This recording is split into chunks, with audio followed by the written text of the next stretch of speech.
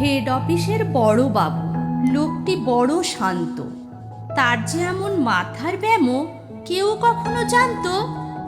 দিব্যি ছিলেন খোশ মেজাজে, চেয়ারখানি চেপে একলা বসে ঝিমঝিমিয়ে হঠাৎ গেলেন ক্ষেপে।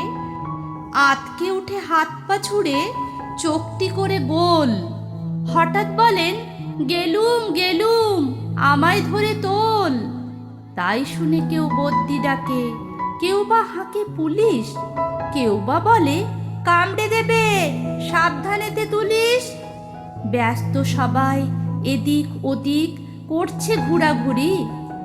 বাবু হাঁকেন, ওরে আমার গোপ গিয়েছে চুরি। গোপ হারানো আজব কথা, তাও কি হয় সত্যি? গোপ জড়া তো তেমনি আছে, কমেনি এক রত্তি।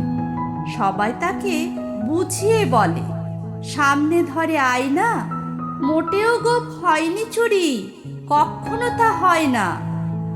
রেগে আগুন তেলে বেগুন তেড়ে বলেন তিনি, কারো কথার ধার ধারিনি, সব ব্যাটাকেই চিনি।